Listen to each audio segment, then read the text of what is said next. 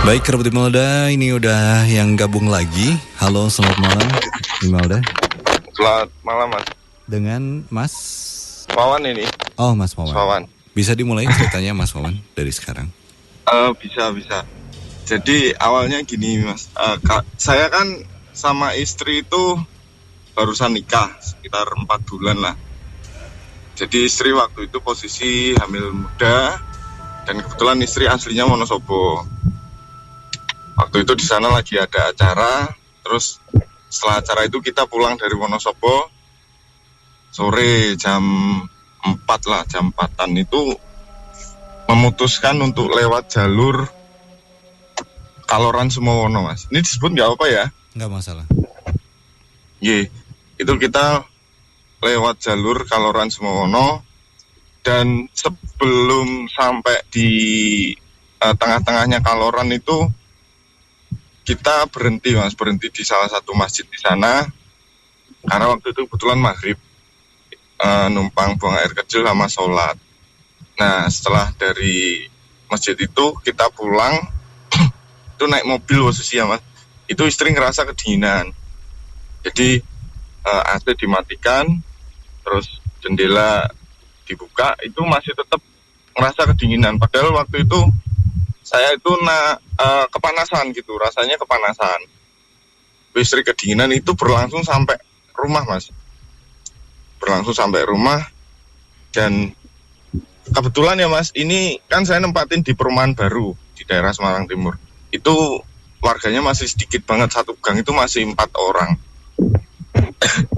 Jadi bukaan lahan baru, terus di situ perumahan baru. Nah, di situ posisi istri selimutan di kamar, terus dia lihat saya masuk ke, pokoknya waktu itu saya jalan lewatin depan kamar mau ke kamar mandi. Itu dia bilang saya sedikit teriak, "Mas, di belakangmu ada apa?" gitu. Aku noleh lah nopo. Terus itu pas aku noleh itu kebetulan yang nempel itu masih tetap ada gitu loh, Mas, dan memang ada mukanya, tapi bentuknya itu bukan kayak misalnya ini setan ya, Mas, bukan kayak setan-setan yang pada umumnya gitu loh. Bentuknya tuh kalau kata istri saya kayak guling gitu, Mas. Bentuknya kayak guling tapi warnanya coklat. Itu ada mukanya. Kalau ngerti yang main kalau pernah main Plants vs Zombie tuh, Mas, itu bentuknya kayak kentangnya itu loh. Kayak gitu. Nah, ini baru segitu terus saya kayak ngerasa bojoku ini ngopo sih kok kayak gini gitu. Saya masih ngerasa nggak ada apa-apanya, nggak gimana.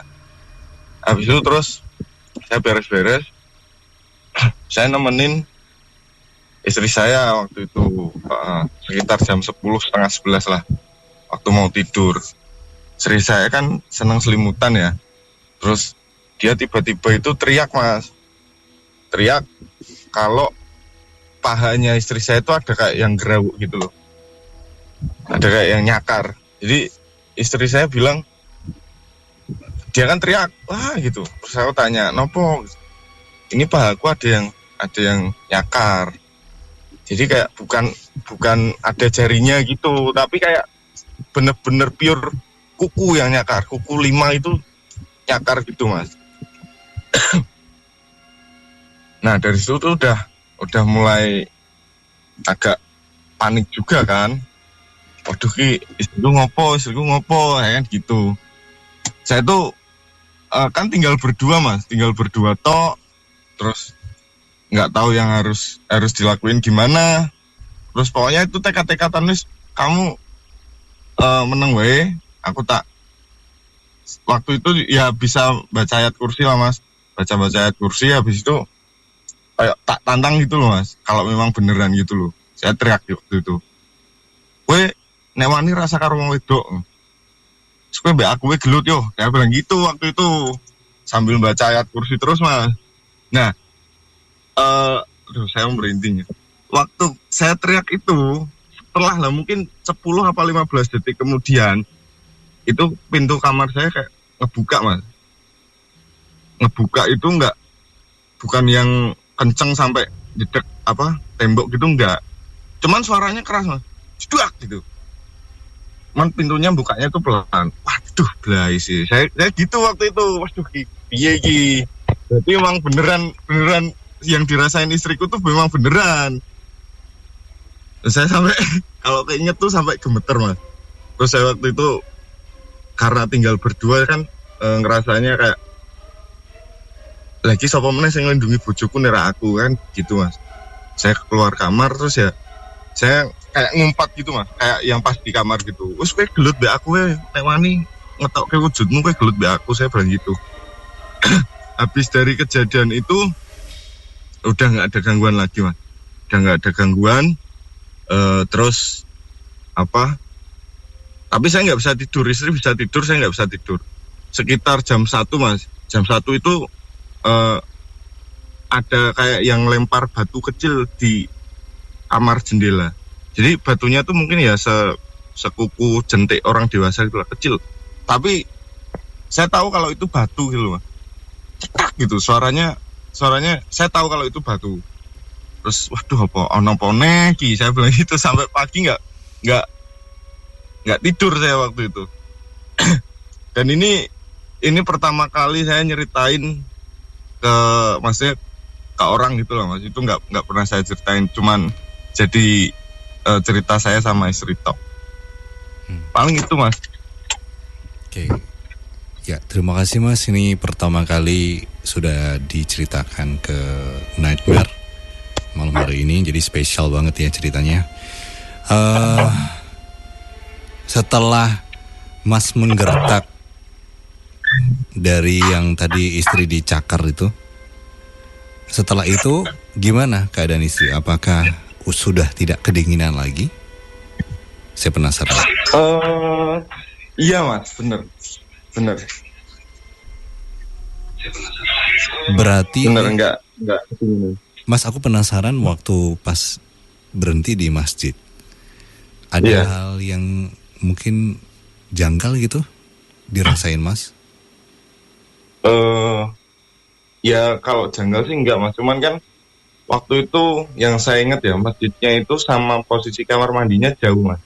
Jadi biasanya kalau masjid kan kanan atau kiri kan toilet gitu kan. Ini enggak, ini toiletnya itu di seberangnya masjid. Jadi dia ada bangunan sendiri, ada 3 atau 4 pintu gitu, itu di seberangnya masjid. Dan itu lumayan jauh mas, soalnya bisa buat parkir mungkin 3 atau 4 mobil lah di antara masjid dan toilet itu. Itu di situ nggak ada yang ini sih, cuman emang gelap. Posisinya kamar mandinya gelap, nggak ada lampunya. Oh, gelap, nggak ada lampu. Aromanya di sana kayak gimana mas? Waktu aromanya sempat masuk juga nggak mas? Masuk mas. Ya nggak gimana sih ya. Hawanya kan kayak ya memang di sana kan dingin gitu ya. Paling itu toh, nggak ada aroma gimana nggak ada. Tapi pada saat istri masuk ke kamar mandi, mas waktu itu masih jagain di luar atau gimana? Oh enggak, itu masing-masing kalau itu. Jadi kayak istri ke kamar mandi, saya sholat gitu pak, gantian aja, nggak barengan gitu enggak. Waktu itu pada saat istri lagi hamil ya? Iya, hamil 3 bulan. 3 atau 2 nih dikoreksi sama istri, 2 bulan berarti. Oh, hamil 2 bulan. Iya, 2 bulan. Oke, saya ada kecurigaan, tapi nanti kita coba tanya dulu sama Mas Febri. Mas Febri, dari yang udah dibicarakan ini, saya sebenarnya curiga ya, mudah-mudahan ini salah. Apa ada kaitannya dengan kandungannya? Ya. Saya ngerasa tuh mungkin dia ngincar kandungan atau bagaimana. Betul. Gitu. Betul ya? Betul. Ini memang makhluk ini dari awalnya memang di masjid itu ya? Depan masjid itu atau gimana? Enggak. Bukan ya? Kalau menurut saya mas, yang saya lihat ya, sebenarnya bukan sosok ini. Bukan sosok? Bukan sosok. Tetapi di daerah situ ya, Nggak usah sebutin lagi ya daerah di masjid itu ya. Di daerah situ memang yang saya tahu ya, ini ya yang saya lihat, ada satu orang yang mendalami sebuah ilmu gitu ya Mas ya. Dan syaratnya itu ya salah satunya tumbal. Janin itu tadi. Janin. Salah satu syaratnya untuk meningkatkan ilmunya lagi gitu. Itu bahkan diikutin sampai rumahnya Mas Wawan. Iya. Luar biasa ya. Setelah ditantang itu berarti dia mengundurkan diri atau bagaimana? Setelah ditantang sama Mas Wawan ya. Mas Wawan. Ya. Orang ini ya, katakanlah orang ini ya. Kan yang saya lihat bukan sosok. Orang ini kayak kepanasan dengar ayat-ayat suci itu tadi Mas gitu. Dan akhirnya walaupun dia pada malam itu, walaupun dia belum kembali ke asalnya ya, walaupun masih di sekitaran rumah, tetapi orang ini sudah agak jauh gitu. Yang tadinya, katakanlah yang tadinya di samping, pada malam hari itu setelah ditantang sama Mas Wawan itu sosoknya agak menjauh. Jadi di luar rumah jarak antara 10-20 meter gitu. Jadi udah agak jauh gitu Mas, walaupun belum kembali ke asalnya gitu. Jadi itu yang saya lihat memang ya mungkin pada waktu itu juga naasnya Mas Wawan dan istrinya gitu ya. Sesampainya di masjid itu ya oknum ini tahu kalau istrinya Mas Wawan itu sedang hamil, dan ya kesempatan bagi oknum ini gitu. Soalnya saya curiganya ini kenapa dia ya istilahnya gerayang ya, mau nyakar itu. Nah ini saya curiga ini apa ada kaitannya mau ngambil janin kayak gitu. Iya. Dari ceritanya. Oh gitu.